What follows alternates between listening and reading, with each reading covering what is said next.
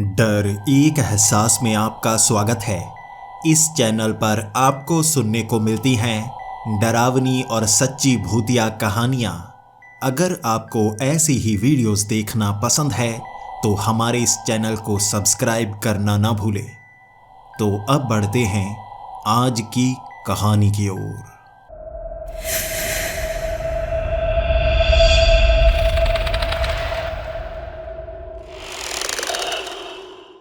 Hello दोस्तों, मेरा नाम अक्षय है और मैं कर्नाटक का रहने वाला हूँ। यहाँ पर मैं एक सरकारी दफ्तर में काम करता हूँ। ये है कृषि विभाग का एक दफ्तर जहाँ पर सुबह 9 बजे से 5 बजे तक मुझे काम रहता है।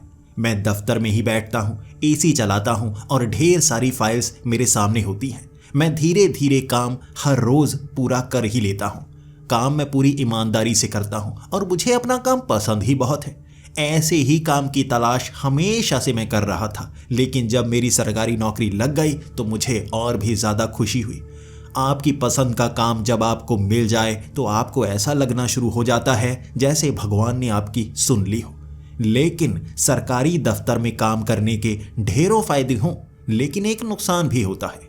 कभी कभी आपकी ट्रांसफ़र ऐसी जगह पर हो जाती है जहां जाना आप पसंद ना कर रहे हों। आप मना भी नहीं कर सकते, आपको वहां जाना ही पड़ता है। और इस बार मेरी भी ट्रांसफ़र एक ऐसे छोटे शहर में हो गई थी जहां पर मुझे लग रहा था शायद मुझे कोई जानने पहचानने वाला है ही नहीं, मैं कैसे रह पाऊंगा। लेकिन सरकारी दफ्तर के साथ हमें क्वार्टर में रहने वाला एक कमरा भी मिलता है। वहां क्वार्टर उस दफ्तर से काफ़ी ज़्यादा दूरी पर थे। वहां से चलकर मुझे दफ्तर में आना पड़ता और सड़क के रास्ते सफ़र 2 से 3 किलोमीटर का हो जाता। वहाँ बस भी नहीं थी और टैक्सी से मैं इतना ज़्यादा खर्च करना नहीं चाहता था। मैंने सोचा हुआ था जल्द ही मैं एक बाइक खरीद लूँगा और उसके बाद बाइक के सहारे मैं ऑफिस जाया करूँगा। लेकिन घर भी तो पैसे भेजने हैं, इसलिए जल्दबाजी नहीं करूँगा। अब 3 किलोमीटर सुबह सुबह लोग चलते ही हैं। छोटे शहरों में लोग चलना काफ़ी ज़्यादा पसंद करते हैं। उनके पास और कोई ऑप्शन भी तो नहीं होता और मैं भी चलता हुआ अटपटा नहीं लग रहा था। 3 किलोमीटर का सफ़र हर रोज़ तय करने लगा था और दफ्तर में जाकर पहले तो सभी लोग नए नए लग रहे थे। पुराने दफ्तर में मैंने सभी को अपना दोस्त बना रखा था। भले ही वहाँ पर लड़कियाँ हों लड़के हों, सब मुझे बहुत अच्छी तरह से जानते थे और वहाँ पर हर रोज़ काम करने में मज़ा बड़ा आता था। लेकिन यहाँ पर हर कोई अनजान था और पहले हफ्ते तो दोस्ती करने में लग गए। पहला हफ्ता बहुत मुश्किल भरा था, लेकिन बाद में ऐसा लगने लगा जैसे ये भी मेरा घर है। हर रोज क्वार्टर से मैं लगभग 8:45 बजे निकलता। चलकर धीरे धीरे 9:15 के करीब मैं अपने दफ्तर में पहुंच जाता। हर रोज 15 मिनट की देरी सी होने लगी थी और मेरे बॉस मुझे कहने लगे थे, तुम्हें थोड़ा जल्दी चलना चाहिए या बाइक खरीद क्यों नहीं लेते। अब मुझे लग रहा था हर रोज डांट खाकर मुझे थोड़ा जल्दी ही चलना चाहिए। उस दिन बॉस ने मुझे बहुत ज़्यादा डांटा था, तो मैंने सोचा अगली सुबह मैं 8:45 से भी 10-15 मिनट पहले ही निकल लूँगा। 8:30 चलूँगा और दफ्तर पहले पहुँच जाऊँगा। लेकिन काम घर का बहुत मुश्किल वाला होता है। सुबह सुबह खाना बनाना, घर की सफाई करना और ये करते करते समय कब बीत गया पता ही नहीं चला। अब समय हो गया था 8:45 का और मैं आज दोबारा से डांट खाना नहीं चाहता था। मैंने सोचा क्यों ना मैं भागकर रास्ता तय कर लूं। जैसे ही मैंने भागना शुरू किया, वहां पर एक बूढ़ा आदमी जो सुबह सुबह सैर करने के लिए आया हुआ था, उसने मुझे रोका और कहने लगा, बेटे इस तरह से भाग क्यों रहे हो। और मैं उनसे बात करने में समय बर्बाद नहीं करना चाहता था, लेकिन उन्होंने हाथ देकर मुझे रोक ही लिया था, तो मैं उनकी बेइज्जती भी नहीं करना चाहता था। मैं उन्हें कहने लगा, दफ्तर जाने में काफ़ी समय लग जाता है, इसलिए मैं भागकर जल्दी पहुंचना चाहता हूं। तो उस बूढ़े अंकल ने कहा, वो कृषि विभाग वाला दफ्तर? मैंने कहा हाँ। तो उन्होंने कहा, तुम्हें एक और आसान रास्ता बताऊं? मैंने कहा बताइए। उन्होंने कहा, यहाँ ये बड़ा सा गेट देख रहे हो, इसके अंदर से चले जाओ। मैंने कहा ये तो कोई जंगल सा लगता है। उन्होंने कहा नहीं, ये जंगल नहीं है, किसी ज़माने में ये कॉलेज हुआ करता था, बाद में इसे बंद कर दिया गया। अंदर बहुत ज़्यादा पेड़ पौधे उग चुके हैं, इसलिए ये जंगल लगता है। तुम्हें अंदर से एक ईंटों से बनी हुई सड़क मिल जाएगी। उस सड़क के सहारे दूसरी तरफ निकलना, वहाँ बड़ा सा गेट मिलेगा, वहाँ टूटा हुआ ताला लगा है, उस ताले को भी खोल लेना और आगे अब तुम जल्दी ही अपने ऑफिस में पहुंच पाओगे। अंकल की बात में दम था। अगर मैं ये रास्ते को हर रोज अपनाना शुरू कर दूं तो मैं 15 मिनट पहले अपने ऑफिस में पहुंच सकता हूं। इसलिए आज मैं नए रास्ते से चल पड़ा था। जैसे ही मैंने वो बड़ा सा गेट खोला था, जमीन पर ध्यान पड़ा था मेरा। ईंटें नीचे लगी हुई थी, यानी कि पूरा का पूरा रास्ता बनाया हुआ था। किसी जमाने में ये बड़ा कॉलेज होगा, लेकिन अब वीरान हो चुका है। लेकिन मुझे क्या करना, मुझे तो सुबह सुबह यहाँ आना पड़ेगा और शाम को वापस जाना पड़ेगा। मुझे कोई खास परेशानी नहीं होगी। मैंने उस रास्ते का चुनाव किया और जैसे घने जंगल के बीच से निकल रहा था। जहाँ जहाँ ईंटें लगी हुई थीं वहाँ कम ही झाड़ियाँ थीं और मैं उसे साफ करता गया, क्योंकि मैं हर रोज़ इस रास्ते का इस्तेमाल करने वाला था। जैसे जैसे मैं उस घने जंगलनुमा रास्ते से निकल रहा था, मैंने देखा आसपास कई छोटी बड़ी बिल्डिंग्स सी बनी हुई थी। ये कमरे जैसे लग रहे थे जैसे स्कूल के हों। और एक तरफ मैंने कॉलेज का कुछ हिस्सा भी देखा। एक तरफ बिल्कुल बीच में फव्वारा लगा हुआ था और आसपास कई पेड़ लगे हुए थे।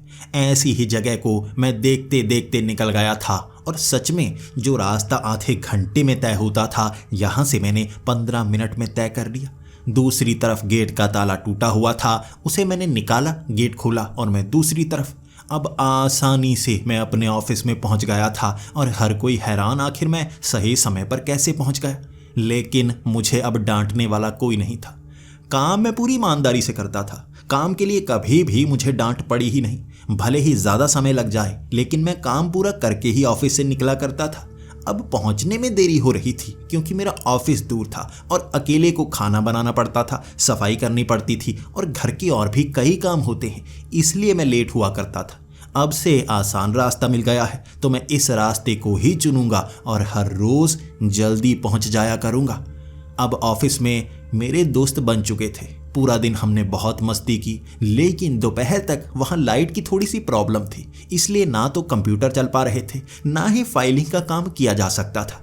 अब 3 बजे जब वहाँ पर लाइट ठीक हुई, तब हमने काम शुरू किया और मेरे बॉस ने कह दिया था, देखो ये मार्च का महीना है, काम जल्दी जल्दी करना होगा और वैसे भी ये फाइनेंशियल ईयर का एंड है, तो आज का काम निपटा कर जाना, भले ही जितनी मर्जी देरी हो जाए।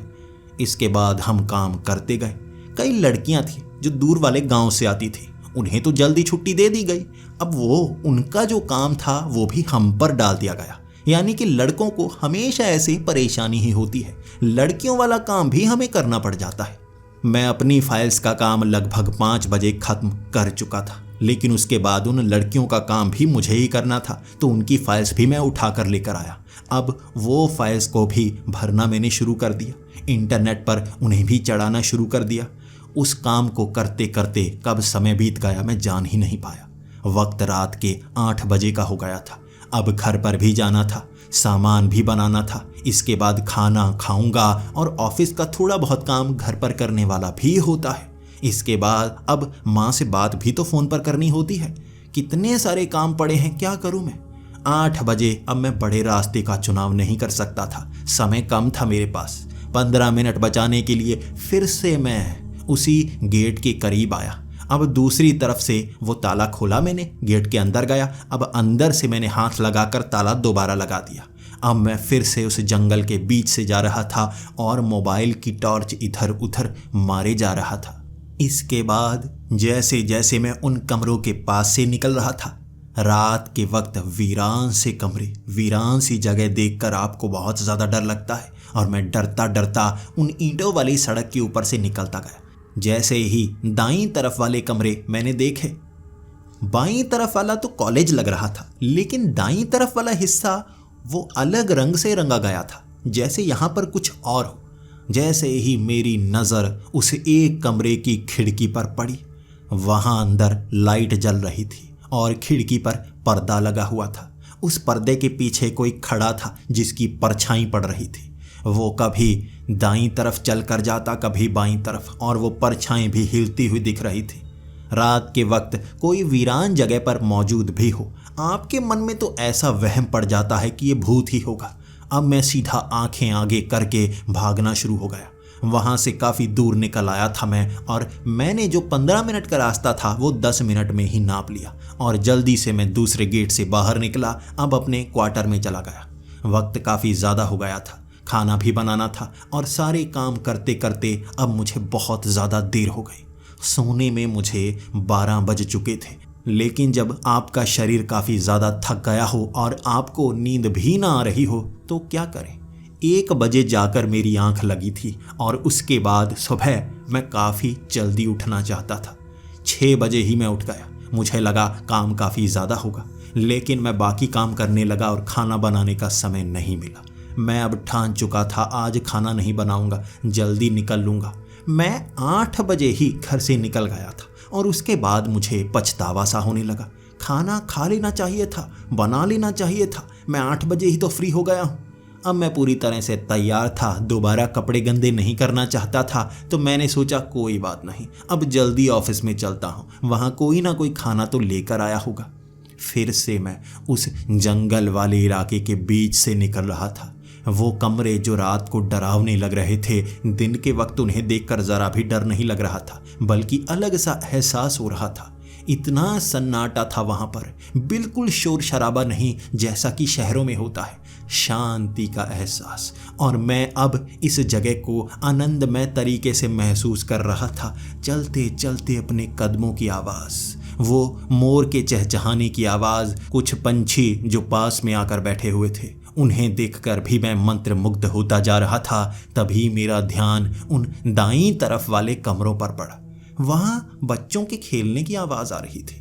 यहाँ बच्चों का कोई स्कूल भी है, लेकिन ये कॉलेज वाला हिस्सा है ना। हाँ, ये कमरों को अलग रंग किया गया है। यहीं कल मुझे परछाई नजर आई थी। तभी वहाँ कंटीली तार एक तरफ लगी हुई थी। उसके पार मैंने देखा वहाँ गेट के अंदर बच्चों के खेलने की आवाज़ आ रही थी। अब मेरे पास समय ही बहुत था, तो मैंने सोचा क्यों ना देख कर जाता हूँ यहाँ स्कूल में कोई है या नहीं। लेकिन मैं उस कंटीली तार को फांद कर दूसरी तरफ जाना नहीं चाहता था, तो मैं कंटीली तार के पास खड़ा हो गया।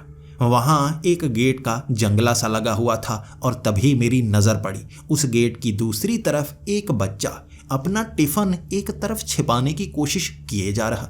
बार बार वो अपनी वो रोटी बाहर फेंकने की कोशिश कर रहा था। जैसे ही उसकी नज़र पीछे पड़ती वो घबरा जाता। यकीनन पीछे स्कूल टीचर होंगे जो उसे देख रहे होंगे और ये रोटी को बाहर फेंकने के लिए आया है।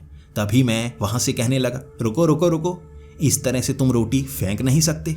इसी के लिए तो हम काम करते हैं। तुम पढ़ रहे हो क्योंकि भविष्य में तुम पैसे कमाओगे। हम पैसे क्यों कमाते हैं? खाना खाने के लिए। इसकी इज्जत करना सीखो। इसे कभी फेंकना नहीं चाहिए। किसी और को खिला दो अगर तुम्हें खाना नहीं है। तो उसने कहा, मेरी माँ ने बहुत कुछ खिलाया है, पेट भरा हुआ है, मैं इसे खा नहीं सकता, इसीलिए फेंकने की कोशिश कर रहा हूँ। अंकल आप खा लीजिए, आप इसकी इज्जत करते हैं ना। मैं थोड़ा सा शर्मा सा गया था। नहीं नहीं, देखो तुम्हारी माँ ने तुम्हारे लिए बनाया है, मैं किसी बच्चे का खाना नहीं खा सकता। फिर से वो मायूस हो गया और उसने उस टिफ़िन से एक रोटी निकाली और कहने लगा, अब तो मुझे फेंकना ही होगा। अब बाहर झाड़ियाँ बनी हुई थी और वहाँ काफ़ी ज़्यादा गंदगी का ढेर भी लगा हुआ था। यकीनन ये बच्चे खाने पीने की चीज़ें वहाँ पर फेंकते होंगे। अब मैं उससे कहे जा रहा था मत फेंको मत फेंको, और वो फेंकने को पूरी तरह से तैयार। वो कह रहा, अभी वो टीचर पीछे की तरफ गई हुई है, अभी मैं इसे फेंकता हूँ। और तब मैंने उसे कहा, देखो फेंको मत, अगर तुम्हें फेंकना ही है तो मुझे दे दो, मैं ये रोटी खाकर टिफ़िन तुम्हें दे देता हूँ। वो खुश हो गया। उसने हाथ आगे की तरफ बढ़ाया, मैंने भी अपनी बाजू आगे की तरफ बढ़ा दी, उसके टिफ़िन को पकड़ा और मैं अपनी जांघों पर रखकर वो रोटी खाने लगा। काफ़ी अच्छी रोटी थी और वो 3 रोटियां थी जो छोटे से बच्चे के लिए बनाई हुई थी। ये 5 से 6 साल का बच्चा होगा। उसे इतना ज़्यादा खाना दिया गया था। मैंने वो खाना खाया और उसके बाद मैं बहुत ज़्यादा खुश। वैसे भी सुबह सुबह मैं इतना ही खाना खाता हूँ और बच्चे की माँ ने खाना बनाया बहुत ही स्वादिष्ट था। सब्जी आलू मटर की थी और इसी के साथ रोटी भी बनाई हुई थी। ये खाकर मुझे खुशी हुई और बाकी खाली टिफ़िन मैंने उसे पकड़ा दिया। अब वो बच्चा भी बहुत ज़्यादा खुश था और मुझे कहने लगा, अंकल आप हर रोज़ आ सकते हैं, हर रोज़ मैं खाना लेकर आता हूँ। माँ सुबह इतना खिला देती है कि मैं इसे खा ही नहीं पाता, और जब मैं वापस जाता हूँ तब भी माँ इतना खाना खिला देती है। अब यहाँ वाला खाना मैं कभी खाना नहीं चाहता, मैं मोटू नहीं बनना चाहता। अंकल आप मेरा खाना खा लिया करेंगे? मैंने भी मुस्कुराते हुए कह दिया, देखो तुम अपनी माँ को कह दो ना रोटी मत डाला करें या किसी और बच्चे को खिला दिया करो। उसने कहा, और कोई खाता ही नहीं, यहाँ कोई भी एक दूसरे का खाना नहीं खाता। आप जिस तरह से खा रहे हैं कोई और खाता ही नहीं। मैं हर रोज़ फेंक दिया करूँगा अगर आप खाने के लिए नहीं आए। मैंने भी अब हामी भर दी थी। एक छोटे बच्चे को मनाने के लिए क्या क्या नहीं करना चाहिए, उसका दिल रखने के लिए मैंने कह दिया कि मैं सुबह 8:15 बजे यहाँ पर पहुँच जाया करूँगा। पेड़ इतने ज़्यादा घने लगे हुए थे कि धूप की एक किरण तक नीचे नहीं आती थी। दिन के वक्त यहाँ शाम जैसा माहौल होता और रात को घुप अंधेरा। अब मैं आगे की तरफ बढ़ चला था। बीच बीच में थोड़ी थोड़ी धूप नजर आती। यहाँ कई पेड़ फलों वाले लगे हुए थे, उस पर लटके हुए फल भी खाए जा सकते थे। वहाँ पास में ही अमरूद का एक पेड़ लगा हुआ था, जिससे 2-3 अमरूद तोड़े मैंने, उसे जेब में डाल लिया। उसे मैं ऑफिस में जाकर खाऊंगा। इसके बाद मैं ऑफिस में पहुंच गया, लेकिन दोपहर के वक्त मेरा पेट काफ़ी ज़्यादा दुखने लगा था। मुझे नहीं पता वो अमरूद के कारण था या वो खाने के कारण, लेकिन मेरा पेट काफ़ी ज़्यादा दर्द करने लगा और मुझे बुखार सा भी चढ़ने लगा। अब मैं काफ़ी ज़्यादा बीमार हो गया था, तो दोपहर को ही छुट्टी लेकर घर आ गया। रात को मैंने दवाई खाई और अगली सुबह तक मैं बिल्कुल ठीक हो चुका था। मुझे अब भी उस बच्चे की बात याद थी। मैं 8 बजे तक काम खत्म कर चुका था और मुझे लगा क्यों ना मैं उस बच्चे का खाना खा ही लूँ। खुद खाना बनाने की ज़रूरत ही नहीं पड़ेगी और उसकी माँ इतना अच्छा खाना तो बनाती है। मैं 8 बजे ही उस जंगल वाले रास्ते से ऑफिस की तरफ निकल पड़ा था। समय काफ़ी ज़्यादा था मेरे पास। जैसे ही मैं वहाँ कमरों के पास पहुँचा, वो बच्चा पहले ही उस गेट के पास खड़ा डिब्बा बाहर की तरफ लहरा रहा। आ गए अंकल, वादा किया था आपने, आप जल्दी आ गए। लीजिए लीजिए, जल्दी ख़त्म कीजिए वरना टीचर यहाँ पर आ जाएगी। मैंने उसका वो टिफ़िन लिया। उसमें आज अलग सब्जी बनी हुई थी, इसी के साथ बेसन की रोटियाँ बना रखी थी। मैंने वो रोटियाँ भी खाई और वो सब्जी भी पूरी ख़त्म कर दी। काफ़ी ज़्यादा स्वादिष्ट थी। उसके बाद मैं आगे की तरफ बढ़ चला और उस बच्चे ने भी धन्यवाद किया। अंदर से बच्चों के खेलने की आवाज़ आ रही थी। मैं उस बच्चे से पूछना तो चाहता था, लेकिन जैसे ही मैंने उसे टिफ़िन पकड़ाया वो भागकर अंदर घुस गया। कल बात करूँगा, कोई बात नहीं। आज उसने नाश्ता करवाया है, कल उसके लिए भी कोई चॉकलेट वगैरह लेकर जाऊँगा। अब मैं ऑफिस के लिए निकल पड़ा था और वहाँ आगे वाले गेट को खोलकर सीधा ऑफिस की तरफ बढ़ गया मैं। आज ऑफिस वाले भी पूछ रहे थे, तुम जल्दी आ रहे हो, 15-20 मिनट पहले ही आ जाते हो। मैंने कहा नए रास्तों का चुनाव कर लिया है, अब बॉस से ज़्यादा डांट नहीं खा सकता मैं। तो वो भी खुश थे। इस तरह हर रोज़ का काम होने वाला था कि मैं जल्दी पहुंच जाता। अगले दिन भी 8 बजे जब मैं घर से निकला था तो बच्चे का खाना खाने के लिए मैंने पहले से ही ठान रखा था। आज पूछूंगा भी आखिर ऐसी वीरान जगह पर वो बच्चे कर क्या रहे हैं, कौन उन्हें छोड़कर जाता है। गेट इस तरफ वाला तो बंद रहता है जिस पर ताला लगा है, कहीं और से आने का रास्ता है क्या, वो वहीं पर रहते हैं। मैं उन कमरों के आगे वाले उस गेट तक पहुंचा। बच्चा पहले से तैयार मुझे खाना खिलाने के लिए। कल फिर से रात को थोड़ा थोड़ा पेट दुखने लगा था। शायद इन्फेक्शन हुआ है, कोई ना कोई गलत चीज़ तो खाई है मैंने। शायद जो दिन के वक्त चने पूरी आते हैं दोपहर को, उससे मेरा पेट खराब हो जाता होगा। आज मैं वो नहीं खाऊंगा। उस बच्चे ने मुझे टिफ़िन दिया और मैं वो टिफ़िन खाने लगा। खाते खाते अब मैं उस बच्चे से बात भी कर रहा था। तुम हर रोज़ यहाँ पर आ जाते हो, यहाँ कोई बच्चों का स्कूल है? तो उसने कहा, हाँ अंकल, यहाँ बच्चों का प्लेवे है, यहाँ पर हम हर रोज़ खेला करते हैं, हर रोज़ बहुत मज़े करते हैं। मैंने कहा, अंदर जाने का कोई और रास्ता है? यहाँ तो कंटीली तार लगी हुई है। तो उसने कहा, हाँ अंकल, ये कमरों के आगे वाली गली में एक रास्ता है और वो सीधा उस मोहल्ले तक जुड़ता है और वहाँ से हर रोज़ मेरी मम्मी छोड़कर जाती है। पहले इस तरफ से भी कोई रास्ता हुआ करता था, लेकिन उसे बंद कर दिया गया।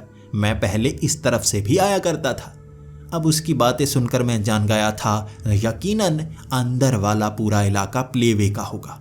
अब गेट से ज़्यादा पीछे तक नज़र नहीं आ रहा था। जहाँ पर वो खड़ा था नीचे काफ़ी ज़्यादा घास आई हुई थी, काफ़ी ज़्यादा गंदगी पड़ी हुई थी। शायद इस तरफ से वो इस तरह रोटी फेंकने के लिए आता होगा। अब खाना खाकर मैं सीधा अपने दफ्तर के लिए निकल पड़ा था, लेकिन मैं वो आगे वाले गेट तक भी नहीं पहुंच पाया था। मेरा पेट काफ़ी ज़्यादा दर्द करने लगा।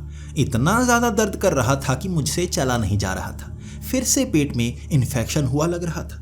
अब मैं जैसे ही दफ्तर पहुंचा, मुझसे बैठा नहीं जा रहा था, तो मेरे एक साथी ने कह दिया, तुम्हें डॉक्टर के पास जाना चाहिए, तुम्हारी सेहत काफ़ी बिगड़ी हुई लगती है। मुझे भी लग रहा था कुछ दिनों से पेट खराब है, लेकिन ऑफिस में बाकी भी वो चने पूरी खाते हैं, किसी का पेट नहीं खराब हुआ, मेरा ही क्यों हुआ। मैं अब सीधा डॉक्टर के पास चला गया था छुट्टी लेकर। वो दफ्तर से आगे एक डिस्पेंसरी बनी हुई थी, वहीं पर डॉक्टर बैठा करता था।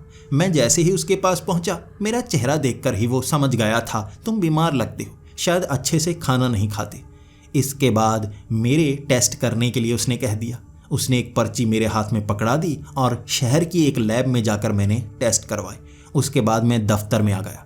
मुझे कुछ पेन किलर्स दे दिए थे और जैसे ही दोपहर को रिपोर्ट आई तो डॉक्टर ने कहा, कौन सी चीज़ें खाते हो, तुम्हारे पेट में काफ़ी ज़्यादा इन्फेक्शन बढ़ चुका है, अब वैसी चीज़ें और मत खाना। इन्फेक्शन जितना ज़्यादा बढ़ता जाएगा तुम्हारी सेहत उतनी ज़्यादा खराब होती जाएगी। आंखें देखो किस तरह से पीली फिर गई हैं। अब घर का ही खाना खाना है, बाहर से कुछ नहीं खाना है। और डॉक्टर की बात सुनकर मैं खुद हैरान हो गया था। डॉक्टर ने कहा था, या तो तुम बहुत ज़्यादा पॉइजनस चीज़ें खाते हो या तुम सड़ा गला खाना खाते हो, जिससे तुम्हारे पेट में इतना ज़्यादा इन्फेक्शन बढ़ चुका है। ये बातें सुनकर मुझे झटका सा लगा था। घर में बनाया खाना खाता हूँ मैं, या दोपहर को वो चने पूरी खाता हूँ, मेरी सेहत बिगड़ कैसे सकती है। लेकिन तभी ध्यान में आया, मैं उस बच्चे का खाना भी तो खाता हूँ, कहीं उस बच्चे का खाना ही खराब तो नहीं। इसके बाद वो बात मेरे दिमाग में घूमे जा रही थी। उस दिन मैंने छुट्टी कर ली थी और रात को मैंने येलो दाल बनाई और सिर्फ वही खाई। रात तक अब पेट को आराम था। हर रोज़ जब मैं बच्चे का खाना खाता हूँ तो दोपहर को पेट मेरा बिगड़ना शुरू हो जाता है। उसके बाद से ही मेरी भूख भी मर जाती है। यकीनन उसमें कुछ ना कुछ तो ऐसा है। क्या वो बच्चा मुझे खराब खाना खाने के लिए कहता है? क्या उसकी माँ उसे खराब खाना बना कर देती है? ऐसा खाना खाने के बाद तो बच्चा भी काफ़ी ज़्यादा बीमार होना चाहिए, लेकिन हर रोज़ उसका चमकता हुआ चेहरा नज़र आता है। कल बात करूँगा। वो रात मैं जल्दी सो गया था।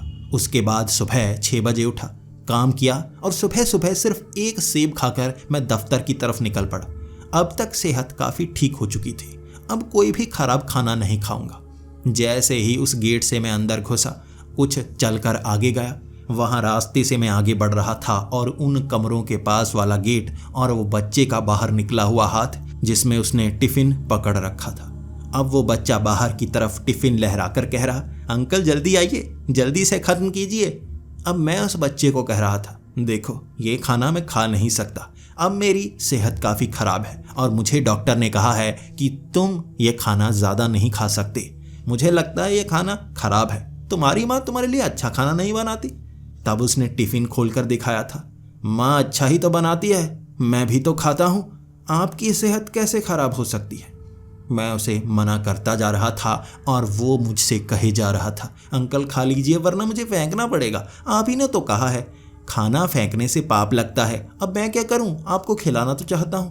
मैंने कहा मैं नहीं खा सकता, मैं बाहर का कोई भी खाना नहीं खाऊंगा, मैं बस सादी रोटी सब्जी ही खाने वाला हूं।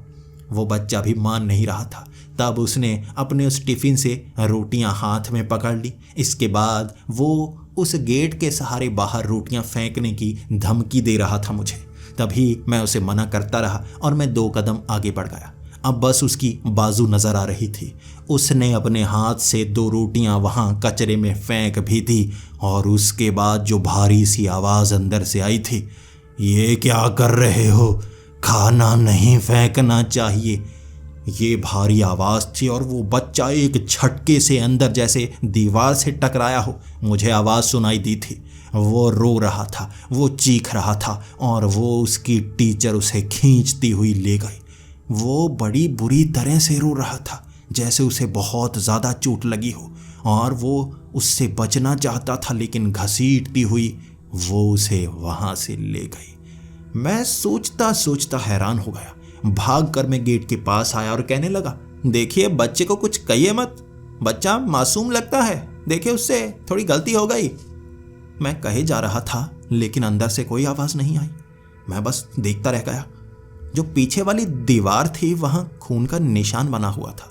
ऐसा लग रहा था जैसे उस टीचर ने बच्चे को इतनी तेज़ी से खींचा हो कि उसका सर पीछे दीवार पर टकराया हो और वहाँ खून का निशान बन गया था। ये देखकर मुझे भी बहुत बुरा लगा था। आखिर उस बच्चे को इतनी ज़्यादा चोट लगी है, कैसी टीचर है, क्या इसकी माँ कंप्लेंट नहीं करती? ये सोचता सोचता काफ़ी दुखी होकर आज दफ्तर में मैं काम कर रहा था। उस बच्चे की बहुत ज़्यादा चिंता थी, लेकिन मैं अगले दिन भी उससे बात करना चाहता था। अगली सुबह जल्दी ही मैं ऑफिस की तरफ निकल पड़ा था। जैसे ही उस गेट तक मैं पहुंचा, वो बच्चा बाहर की तरफ देख रहा और उसके हाथ में कोई टिफिन नहीं था। वो रो रहा था वहां पर खड़ा, और मैं भागता हुआ उसके पास गया और उससे पूछने लगा, क्या हुआ? कल क्या हुआ था? तुमने जब रोटी फेंकी, कौन तुम्हें खींच कर लेकर गया था? तब वो बच्चा रोते रोते, डरते डरते पीछे देख रहा था।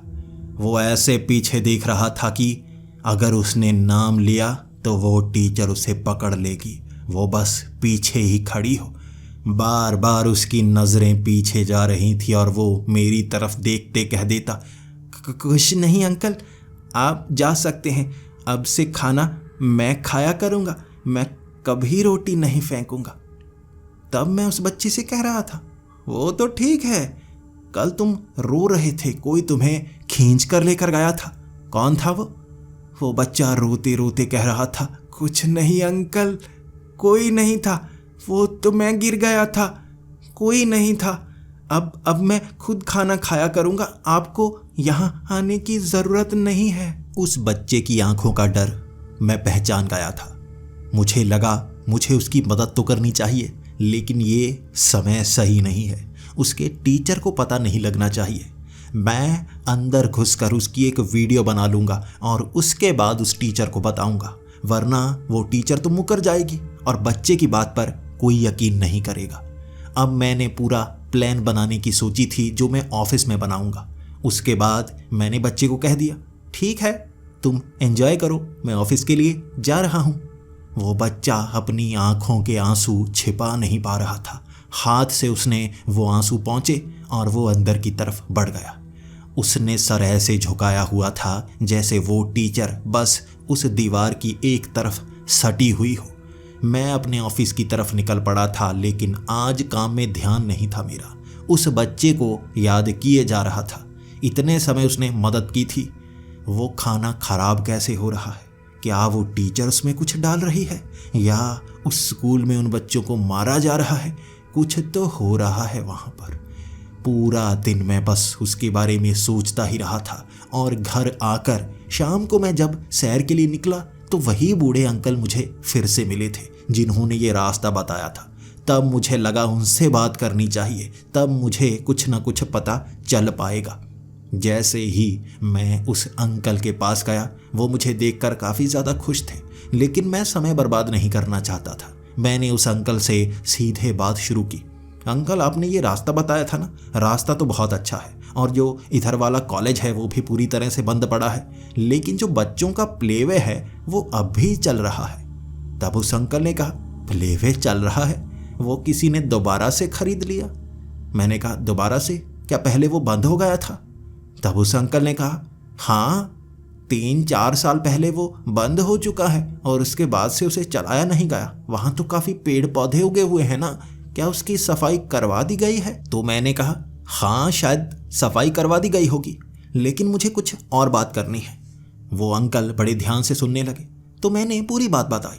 देखिए अंकल, वहाँ पीछे वाले गेट पर एक बच्चा आता है और मुझे लगता है उस बच्चे की काफ़ी ज़्यादा पिटाई की जा रही है। वो बहुत बुरी तरह से डरा हुआ लग रहा था।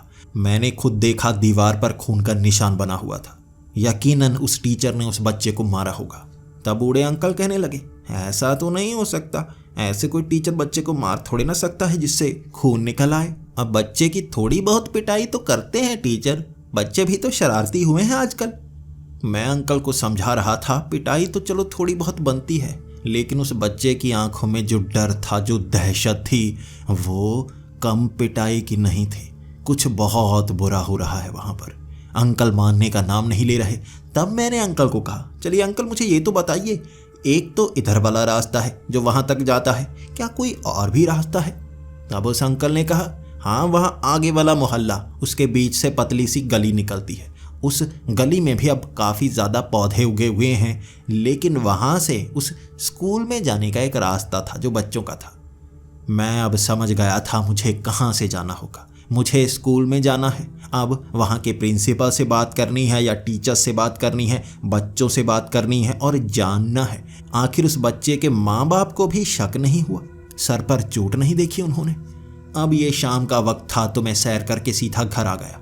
अगली सुबह मैंने सोचा हुआ था कि मैं ऑफिस में तो छुट्टी ही करूंगा, मैं उस बच्चों के स्कूल में जाकर आऊंगा। दोपहर तक काम मेरा बन गया, उसके बाद ऑफिस के लिए निकलूंगा। सुबह सुबह मैं उस मोहल्ले की तरफ चल कर जा रहा था। जैसे ही मैं मोहल्ले में पहुंचा, मैं स्कूल के बारे में जानकारी चाहता था। ना तो वहां पर कोई बोर्ड लगा हुआ था, ना ही वहां मोहल्ले में कोई बता पा रहा था कि नया बच्चों का स्कूल कहां पर खुला है। लेकिन कुछ लोगों ने मुझे बताया कि पुराना स्कूल कहाँ हुआ करता था। एक रास्ता तो वही था जहां मैं जंगल वाले रास्ते से गेट में होकर गुजरता था। दूसरा रास्ता इस मोहल्ले के बीच की गली थी और उस गली को ढूंढना बहुत मुश्किल भरा था। कई लोगों से पूछते पूछते जब मैं उस गली तक पहुंचा, उस गली की हालत देखकर ही मेरे होश उड़ चुके थे। ये गली ईंटों वाली थी, लेकिन ईंटें फाड़कर भी नीचे से घास निकली हुई थी। कई पेड़ पौधे वो ईंटों के बीच से रास्ता बना चुके थे और यहाँ से कोई बच्चा आगे तक कैसे जा सकता है? माँ बाप ऐसे स्कूल में कैसे भेज सकते हैं जिसका रास्ता ही ऐसा गंदा सा हो? मेरे होश उड़े हुए थे, मैं समझ नहीं पा रहा था आखिर यहाँ पर हो क्या रहा है। फिर भी मैं उस स्कूल में जाना चाहता था तो उस गंदे से रास्ते के बीच से होकर गुजरने लगा। वो पेड़ पौधों, वो झाड़ियों को एक तरफ करता हुआ वो 4 से 5 फुट की गली थी जो काफ़ी पतली सी लग रही थी। मैं उसके सहारे उन बच्चों के स्कूल तक पहुंचा और बाहर गेट पर जंग खाया ताला लगा हुआ था। सुबह के वक्त ही ताला, लेकिन इसी समय तो वो बच्चा मुझे नजर आता है। मैंने वो ताला थोड़ा सा खोला था और गेट अंदर की तरफ खोलकर जब देखा, अंदर तो झाड़ियाँ उगी हुई थी। वहाँ जो कमरे थे वहाँ गंदगी भरी हुई थी, वहाँ घास पौधे लगे हुए। यहाँ तो बच्चे पढ़ ही नहीं सकते, ये स्कूल तो सच में पूरी तरह से बंद है। तो वो बच्चा जो मुझे नजर आ रहा था वो कैसे अंदर आता है? कहीं अंदर कोई छिप कर तो नहीं रह रहा? यहाँ कई दीवारें थी, कई जगह बड़े बड़े पेड़ लगे हुए थे, इसीलिए आगे जाने का रास्ता मुझे नजर नहीं आ रहा। आखिर इन झाड़ियों में कोई पैर कैसे रख सकता है? लेकिन अगर मैं दूसरी तरफ से वो गेट फांद कर अंदर घुस जाऊं तो उस जगह जा सकता हूं जहां मुझे बच्चा नजर आ रहा था। मैं बस इस जगह को देखता ही रह गया और फिर उस पतली सी गली से वापस आ गया, बहुत ज़्यादा हैरान। जो मैंने देखा था क्या वो सच था या भ्रम था, बस सोचता रह गया। जैसे ही मैं अपने घर की तरफ वापस आ रहा था, रास्ते में मुझे वही अंकल मिल गए और दूर से ही देखकर वो मेरी तरफ भाग कर आ रहे थे। मेरी तरफ पहुंचकर वो मुझे कहने लगे, अरे अरे तुमसे ही तो बात करनी थी, तुम सुबह ही मिल गए, मैं तो शाम का इंतज़ार करने वाला था। तुम्हें पूरी सच्चाई बताई नहीं, तुम्हें पूरी सच्चाई बतानी है। मैंने कहा पूरी सच्चाई? तो वो अंकल कहने लगे, एक तो मेरी भी उम्र हो गई है, चीज़ें याद ही नहीं रहती। कल तुम्हें बताना था वो स्कूल बंद क्यों किया गया है, मैं तो जैसे भूल ही गया था। उस स्कूल को इसलिए बंद किया गया है क्योंकि वहाँ 15 बच्चे मारे गए थे जिनकी उम्र 5 साल से 7 साल थी। मैं हैरान सा हो गया, 15 बच्चे, वो कैसे मारे गए? तो उन्होंने कहा 15 बच्चे मारे तो गए थे, समझ कोई नहीं पाया था। पहले तो लगा जैसे उन 15 बच्चों को किसी ने जहर दे दिया हो।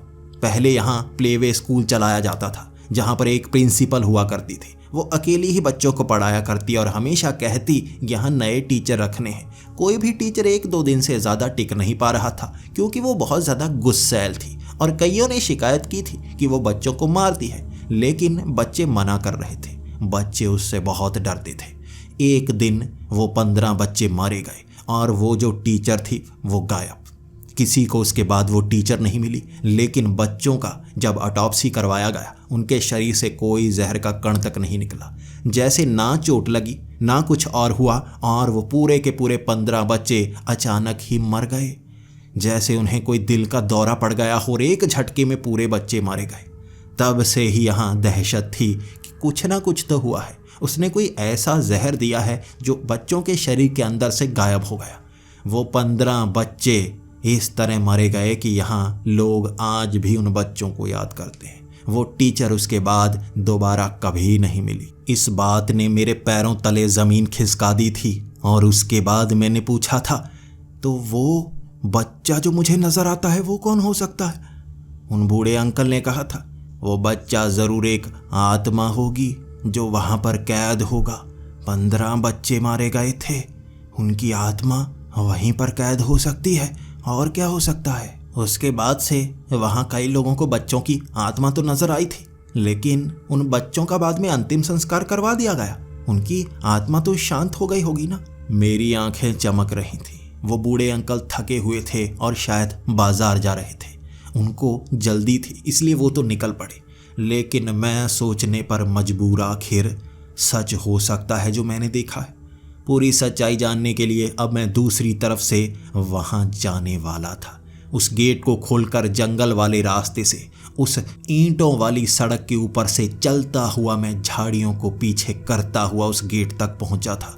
और वहां पर रोता हुआ वो बच्चा उस गेट पर सर रखे हुए, मुझे ऐसा लग रहा था जैसे उसकी आत्मा अब भी कैद हो यहाँ पर। अंतिम संस्कार करवाने के बाद भी उसकी आत्मा को यहाँ कैदी बनाया गया है, या सच में ये कोई असली बच्चा है जिसे यहाँ पर छिपा कर रखा गया है। मैं उस बच्चे के करीब गया और उससे बात करने ही वाला था। मुझे नजर आया एक हाथ, एक काले रंग का भयानक सा हाथ जो उस बच्चे की गर्दन को पकड़ चुका था।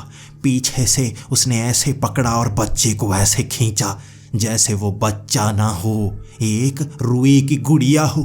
वो बच्चा चीख रहा था, वो बच्चा रो रहा था और उसका सर दीवार से टकराया था और पीछे खून का निशान। वो खींच कर ले गया था शैतानी हाथ, और उसके बाद वो आंख, सर का थोड़ा सा हिस्सा दीवार से सटकर बाहर की तरफ आया था। पूरी तरह से काले रंग का शरीर, काला सर और सफेद रंग की चमकती हुई आंख, थोड़ा सा मुंह दिखा था, होंठ नहीं थे उसके, काले रंग के दांत थे बड़े बड़े चमकदार जिस पर खून लगा हुआ था। ये कोई शैतानी आत्मा थी। ये किसी औरत की आत्मा थी जिसके लंबे बाल नीचे की तरफ लटके थे। मैं घबरा कर पीछे हट गया था और एक झटके से वो भी अंदर घुस गई। वो पीछे चली गई थी उस बच्चे को लेकर, और मैं जानता था यहाँ पर क्या हो रहा है। जो उस बूढ़े अंकल ने बताया वो सच्चाई है, लेकिन उस बच्चे की मदद कैसे करूं मैं? इतने सालों से कोई मदद नहीं कर पाया, तो मैं मदद कैसे करूं? मैं सीधा घर पहुंच गया था और इस पर रिसर्च करना शुरू कर दिया। आखिर ये घटनाएं कैसे हुई? इतने साल पहले इतना बुरा हो गया और लोगों ने इस पर ज़्यादा खोजबीन भी नहीं की। मैं खोजता गया और उन 15 बच्चों की पूरी जानकारी पाई मैंने। डॉक्टर्स का क्या कहना था, कैसे शरीर में कोई जहर गया होगा, लेकिन जिसके निशान नहीं मिले। कुछ लोगों का कहना था ये किसी भूत प्रेत का साया है, और वो टीचर कहाँ गई किसी को पता क्यों नहीं चला। आज तक उसे ढूंढा नहीं जा सका, लेकिन उस टीचर का पति अब भी शहर में रहता है और उसका कहना कुछ और था। उसका कहना था कि उसकी जो पत्नी है वो जादू टोना किया करती थी उससे छिपकर, और एक रात उसने उसे पकड़ ही लिया था। लेकिन उसके अगले दिन ही ये घटना हो गई, और ना वो अपनी पत्नी को ढूंढ पाया और ना ही इस राज को सुलझा पाया। और मैं सीधा उससे मिलने के लिए पहुंच गया था। वक्त शाम के 4 बजे का था, और जैसे ही मैंने उसके घर की बेल बजाई वो बाहर आया, और मैंने उससे सीधा ही पूछना शुरू कर दिया, आपकी पत्नी के बारे में जानना चाहता हूँ। और वो काफ़ी हैरान सा हो गया था। उसने मुझे अंदर बुलाया और कहा, क्या जानते हो मेरी पत्नी के बारे में? मैंने कहा, आपकी पत्नी गायब है ना, वो जादू टोना कर रही थी। तब उसने कहा, हाँ वो जादू टोना कब से कर रही थी मुझे नहीं पता, लेकिन कुछ दिनों से मुझे शक हो रहा था। जब से वो उस बच्चों के प्लेवे में पढ़ाने के लिए गई थी, अजीब अजीब हरकतें करने लगी थी। उसके बाद धीरे धीरे उसकी हरकतें और ज़्यादा गंभीर होती गई, और एक रात जब घर में एक बिल्ली की गर्दन काट रही थी, मैंने उसे पकड़ लिया और वो मुझ पर चिल्लाने लगी। उसकी आंखें उस दिन लाल सी हो गई थी। मैं घबरा सा गया था और मुझे लगा था अगले दिन उसके माँ बाप को बताऊंगा। उसके बाद उसे मैं सज़ा दिलवाने की कोशिश करूंगा। उस पर उसके माँ बाप गुस्सा तो होंगे ना। लेकिन अगले दिन के बाद से वो मुझे मिली ही नहीं। कहाँ गई वो कोई नहीं जानता, और बच्चे मारे गए, तब मैं जानता था इन बच्चों को मारने में उसका हाथ है। वो जादू टोना किया करती थी और बच्चों को उसी ने मारा है। जैसे वो एक बिल्ली की बलि दे रही थी, वैसे ही बच्चों की बलि भी उसने दी होगी, लेकिन कैसे मैं नहीं जानता। तब मैं उनसे कह रहा था, देखिए अगर मैं आपको एक बात बताऊं, आपको बुरा तो नहीं लगेगा? उन्होंने कहा, नहीं नहीं, बुरा नहीं लगेगा। क्या कहना चाहते हो? अगर आपकी बीवी, जिसे आप जिंदा सोच रहे हैं कि कहीं वो भाग गई है, अगर वो भागी ना हो बल्कि मर चुकी हो, तो आपको कैसा लगेगा? तब वो कह रहे थे, देखो मर चुकी है, अगर वो मर चुकी है तो उसकी लाश भी तो कहीं मिलनी चाहिए। उसकी लाश भी नहीं मिली, वो कहाँ गायब हो गई कोई जानता ही नहीं। तब मैंने उस स्कूल की सारी घटनाएं बता दी थी जो मेरे साथ बीती थी, और वो आदमी भी बहुत ज़्यादा हैरान। वो मुझसे पूछ रहा था, क्या तुम्हें लगता है कि सच में वो मेरी बीवी की आत्मा थी? तब उसने अपनी बीवी की तस्वीरें दिखाई थी और उस तस्वीर को देखते ही मैं खड़ा हो गया था। यही थी, लेकिन शरीर ऐसा नहीं था उसका। काले बाल, काला शरीर और काली आंखें, काले चमकदार दांत, पूरी तरह से काली थी, लेकिन करीब से देखा था मैंने। भयानक चेहरा, जिंदा औरत का नहीं हो सकता। अब आपकी बीवी की आत्मा भी वहीं पर है, बच्चों की आत्मा भी वहीं पर है, आज़ादी किसी को नहीं मिली। कुछ तो गड़बड़ है वहाँ पर। या तो आपकी बीवी ने उन बच्चों की आत्माओं को कैद कर रखा है और खुद को भी वहीं पर कैद कर रखा है। आपको मेरे साथ चलना होगा, मैं वहाँ स्कूल के अंदर जाकर जानना चाहूँगा। पहले तो वो आदमी मुझ पर यकीन नहीं कर रहा था, लेकिन उसके बाद उसने कहा, यकीन तब करूँगा जब तुम आज शाम ही वहाँ पर मेरे साथ चलो। मैं थोड़ा घबराया हुआ था, क्योंकि दिन के वक्त ही मुझे इतना डर लगा था, अगर वहाँ रात हो गई तो और ज़्यादा डर लगेगा और हो सकता है हमें भी वहीं पर कैद कर लिया जाए। लेकिन वो आदमी मानने को तैयार नहीं था, तो हमने प्लान बनाया, शाम के 6 बजे चलते हैं। अब शाम के 6 बजे उस गेट को खोलकर उस जंगल वाले रास्ते से हम उस गेट के करीब पहुँचे जो उन कमरों का था, वहाँ पीछे वाला वो प्लेवे। और जैसे ही उस कंटीली तार को पार किया, उस गेट के पास ही मेरे कदम थरथराने लगे थे। बच्चों के चीखने की आवाज़ें, बच्चों के खेलने की आवाज़ें जो मुझे सुनाई दे रही थी, वो उस आदमी को भी सुनाई दे रही थी, और उसकी आंखें भी फट चुकी थी। मेरी तरफ खुली आंखों से देखता, कभी दीवार के पीछे से आ रही उन आवाज़ों को सुनता। कुछ तो गड़बड़ है यहाँ पर, सच में बच्चों की आवाज़ आ रही है। क्या दिन के वक्त ऐसी आवाज़ें आती है? मैंने कहा, नहीं, सुबह इतनी ज़्यादा आवाज़ें नहीं आती, और इतनी रात को मैं यहाँ से नहीं गुजरा, एक बार गुजरा था। वहाँ पीछे वाले कमरे में वो परछाई नजर आई थी मुझे। अब हम दोनों उस गेट को फांदकर दूसरी तरफ जा चुके थे। यहाँ पेड़ इतने ज़्यादा थे कि शाम के वक्त ही अंधेरा हो चुका था, और हमारे हाथों में एक एक टॉर्च। अब उस टॉर्च की रोशनी से जब हम उस गलियारे में आगे देख रहे थे, वहाँ बहुत ज़्यादा गंदगी, बहुत ज़्यादा पौधे लगे हुए, और उस बच्चे की आत्मा मुझे यहीं से निकल कर आती नज़र आई थी। हम दोनों घबराए हुए थे, क्योंकि सुबह सुबह मुझे वो बच्चा नज़र आता था, तो वो शक्ति कितनी ज़्यादा ताकतवर होगी जो यहाँ कब्ज़ा किए हुए है। अब उस गलियारे से आगे निकलकर जैसे ही हम उस खास जगह पहुँचे, वहाँ आगे एक पूल बना हुआ था, नहाने वाला बड़ा सा पूल, और उसके अंदर भी फर्श को फाड़ कर निकले हुए वो बड़े बड़े पेड़। वहाँ झाड़ियाँ ही झाड़ियाँ, और घास इतनी ऊपर तक चढ़ी हुई जैसे कुछ दूर दूर तक नज़र नहीं आ रहा। हर कमरे के अंदर से वो बड़ी बड़ी बेलें निकली हुई थी, पौधों ने घेर रखा था, और इस अंधेरे में डर कीड़े मकोड़ों का भी था। हम थोड़ा आगे बढ़े और बच्चों के चीखने चिल्लाने की आवाज़ें कमरे से आ रही थी। जैसे ही हम उस कमरे तक पहुँचे, बच्चों के चीखने की आवाज़ें एकदम बंद, और एक आवाज़ अंदर से आई थी, अब वो दरवाज़ा बंद था। बच्चों की आवाज़ तो इसी कमरे से आ रही है। यहाँ जितने सारे कमरे बने हुए थे, वहाँ बीच में एक दरवाज़ा था। एक एक दरवाजे को खोलकर हर कमरे में अंदर अंदर से ही जाया जा सकता था, और सबसे पीछे वाला दरवाज़ा वो प्रिंसिपल रूम तक जाता था। लेकिन हम बाहर थे, किसी एक कमरे में भी हम घुस पाए तो हर कमरे तक जा सकते हैं, लेकिन जहां से आवाज आ रही थी उसके बाहर वाला वो दरवाजा बड़ा ताला लगा हुआ था। न ताला तोड़ा जा सकता था, ना वो लोहे वाला दरवाजा तोड़ा जा सकता था, लेकिन प्रिंसिपल रूम में वो लकड़ी का दरवाजा लगा हुआ था। मैंने उस आदमी की तरफ देखा और वो भी कहने लगा उस तरफ से चलते हैं। हमने सिर्फ आंखों में इशारा किया था, लेकिन झाड़ियों पर रखते हुए वो कदम आवाज कर रहे थे और अंदर से जैसे ही किसी बच्चे के बोलने की आवाज आती, एक आवाज उन्हें चुप करवा देती और हम घबरा रहे थे, आखिर ये क्या हो सकता है। अब हम धीरे धीरे चलकर जैसे ही प्रिंसिपल ऑफिस में पहुंचे, उस दरवाजे को खींचा तो उसमें घुन लगा हुआ था। दरवाज़ा गल चुका था तो आसानी से हाथ में आ गया। अब प्रिंसिपल ऑफिस में हम कदम रख चुके थे और झाड़ियाँ, पत्ते अंदर भी, मिट्टी वहाँ भी, और अब एक दरवाज़ा नज़र आया जिससे हम हर एक कमरे में जा सकते थे। हमें कई कमरों के बीच से होकर गुजरना पड़ता, तब जाकर उस आवाज़ कर रहे कमरे तक पहुँचते हम। और जैसे ही प्रिंसिपल ऑफिस से दूसरे कमरे की तरफ हम जा रहे थे, वो आगे वाले दरवाजे से झांकता हुआ बाहर की तरफ सर नजर आया। वो काला चेहरा, लंबे बाल, वो आंखें और दांत देखते ही वो आदमी कहने लगा, ये वही है, ये वही है, यही है मेरी पत्नी। क्या हाल है इसका, ये तो एक प्रेत जैसी बनी हुई है।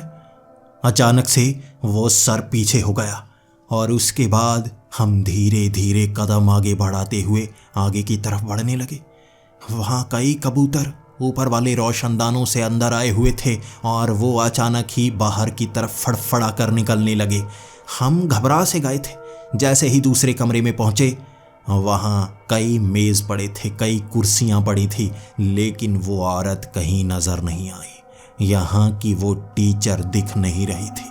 हमने एक दूसरे के हाथ को पकड़ रखा था, लेकिन वो औरत अब दिखी नहीं। और यहाँ छत पर लटकते हुए वो चमगादड़ दिखे थे हमें। वो चमगादड़ इतने बड़े बड़े आकार के थे कि हम घबरा चुके थे। इससे बड़े चमगादड़ मैंने जिंदगी में नहीं देखे थे।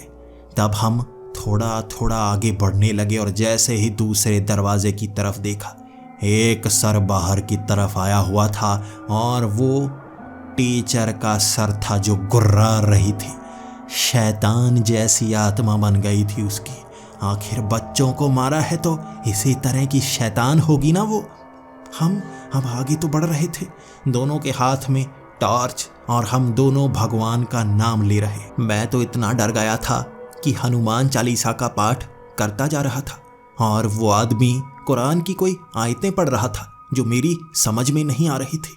और हम दोनों वो शैतानी शक्ति से सामना करने के लिए घबराए हुए जैसे एक दूसरे की तरफ देखते, और डर के मारे हाल इतना बुरा था कि कांपती हुई टांगें अपनी भी महसूस हुई थी और उस आदमी की कांपती हुई टांगें भी देखी थी। घुप अंधेरे वाले इस कमरे में हम धीरे धीरे आगे बढ़ रहे थे। जैसे ही उसके आगे वाले कमरे में पहुंचे, वहां दरवाजे पर खड़ी वो औरत नजर आई और वो घूर रही थी।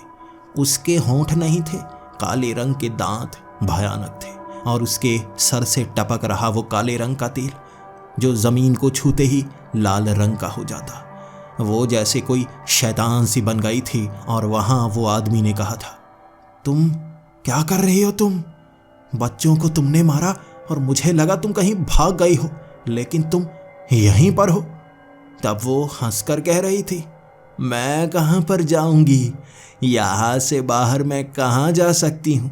मुझे बच्चों के साथ रहना ही तो सबसे ज़्यादा पसंद था और यहाँ बच्चे हैं।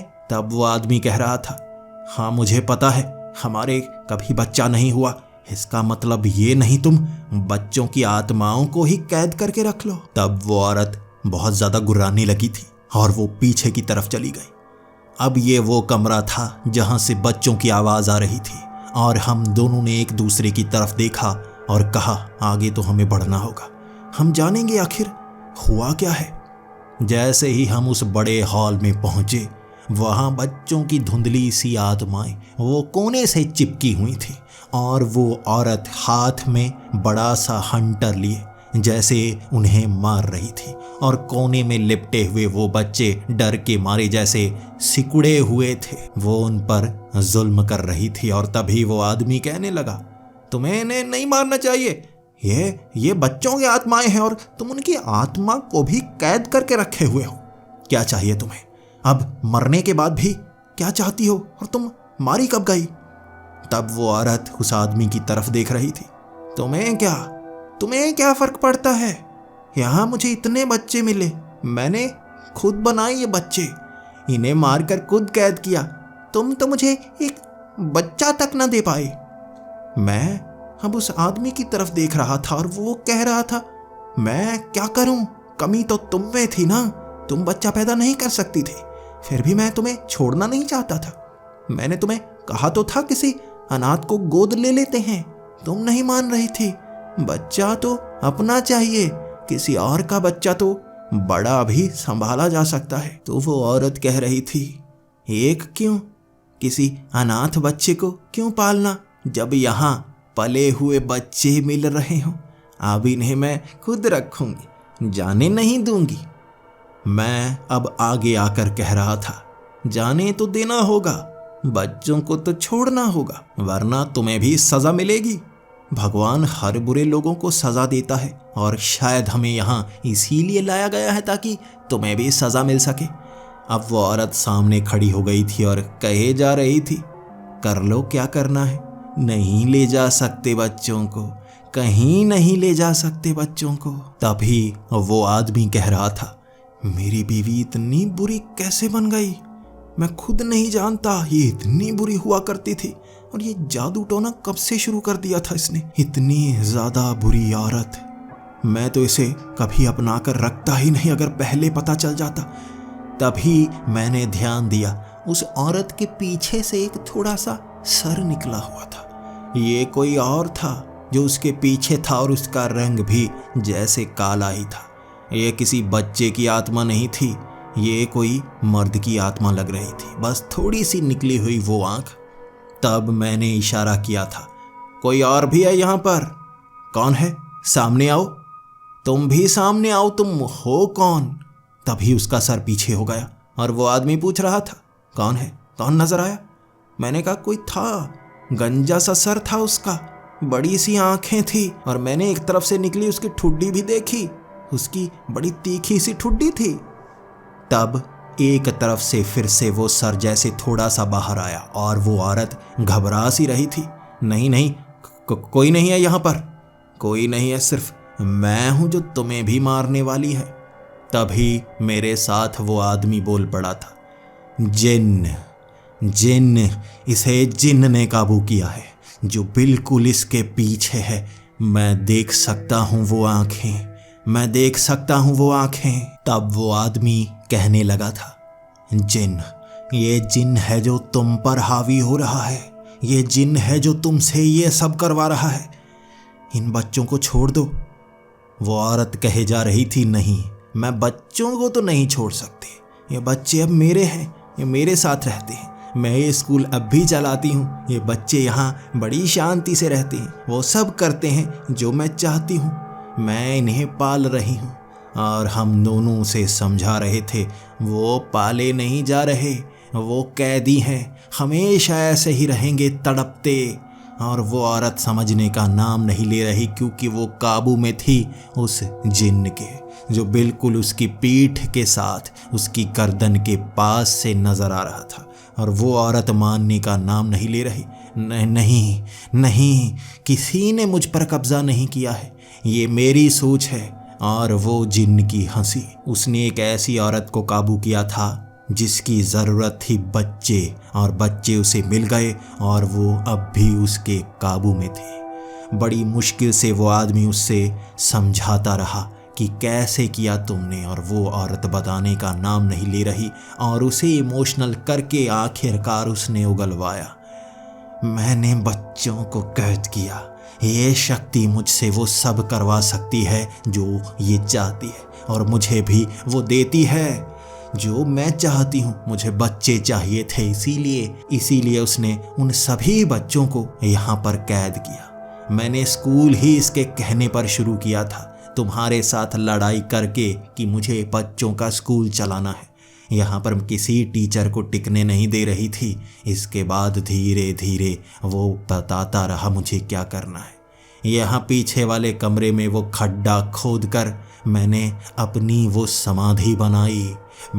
समाधि बनाई और जब मैं उस दिन वहाँ पर लेट गई थी, ऊपर से उसने मिट्टी खुद डाली थी। मेरी लाश अब भी वहीं पर है और मैं वहीं से निकलकर दोबारा स्कूल में आ गई थी। हर एक के शरीर से आत्मा को निकाला था और कैद किया था।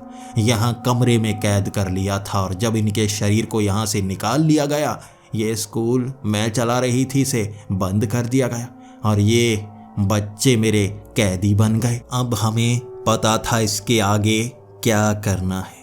इस जिन ने एक समाधि बना रखी है इस औरत की और सारा चक्कर ही वहीं से शुरू हुआ है।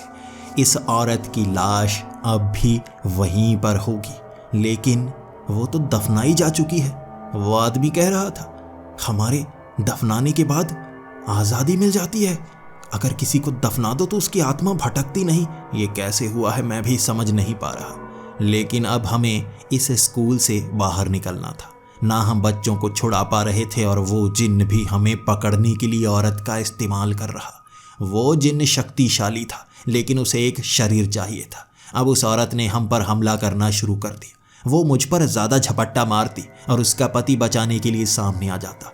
अपने पति के सामने थोड़ा कमज़ोर सी पड़ जाती, जैसी उसे मारना ना चाहती हो। और ये झगड़ा चला था और मैं उस स्कूल की दीवार को फांद कर बाहर, अंदर से चीखों की आवाज़ आए जा रही थी और वो आदमी बाहर निकल ही नहीं पा रहा था। बड़ी मुश्किल से वो दीवार फांद पाया था।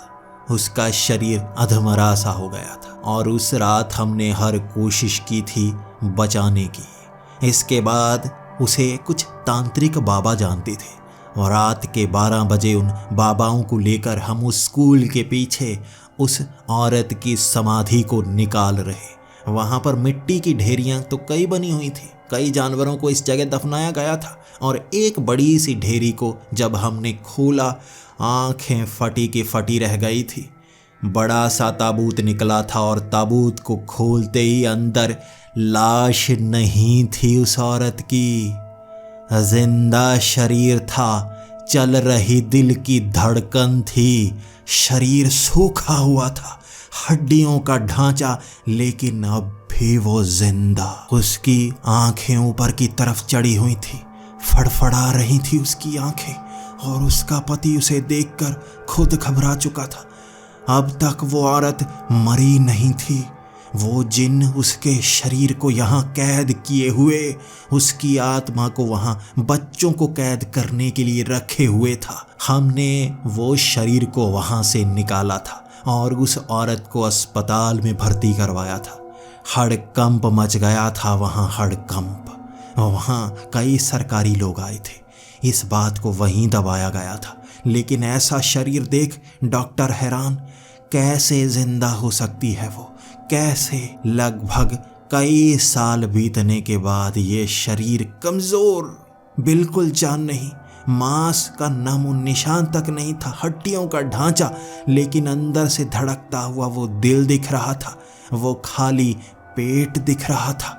शरीर कमज़ोर और वो लाश जैसी थी, लेकिन उसे जिंदा करना ही हमारे पास आखिरी ऑप्शन बची थी। उन बाबाओं ने शरीर को निकालकर उस स्कूल के अंदर बहुत तंत्र विद्याओं का इस्तेमाल किया था। वहाँ उस जिन्न को काबू करके छुड़ाया गया था और बच्चों की आत्माओं को भी आज़ाद करवाया गया था। उस औरत को बिल्कुल ठीक होने में 5 साल लगे थे। 5 सालों बाद उसका शरीर ऐसा हुआ था कि वो अपने कदमों पर खड़ी हो पाई थी। 5 सालों तक उसके शरीर में फ्लूइड डाले जाते रहे। उसका शरीर जैसे धीरे धीरे सुधरता गया। डॉक्टर इस बात से हैरान थे कि वो खाती कुछ नहीं, जिंदा कैसे रह रही है। ये जादू था उस जिन्न का। वो लोग जो जिन्न को ऐसा समझते हैं कि हमारी मदद करते हैं, ये सबक है उन लोगों के लिए। जिन्न भयानक होते हैं और वो क्या क्या कर सकते हैं हम सोच तक नहीं सकते। वो आदमी आज भी मेरा धन्यवाद करता है और उस औरत से भी मैंने बात की है। वो औरत अब बोल नहीं पाती, वो लगभग मरे हुए के समान है, लेकिन फिर भी वो जिंदा है और देख पाती है, लेकिन हमेशा रोती हुई ही दिखती है। वो थोड़ा बहुत ही चल पाती है, बोल नहीं पाती, कम सुन पाती है और मुर्दे की तरह ही रहती है। आज भी मैं उस घटना को याद करता हूँ तो कांप जाता हूँ। कई जिन्न की कहानियाँ सुनी होंगी आपने भी, मैंने भी कई सुनी हैं, लेकिन ये घटना जो मेरे साथ बीती है, इसे सुनकर यकीनन आप डर के मारे बुरे हालत में पहुंच गए होंगे और सोचिए मेरा क्या हुआ होगा। मैं बस आपको चेतावनी देता हूँ, अगर आपने जिन्न की कहानियाँ सुनी है कि उससे कुछ भी मांग सकते हैं, ये गलती मत करना। जिन्न आपके शरीर पर कब्जा करना चाहते हैं।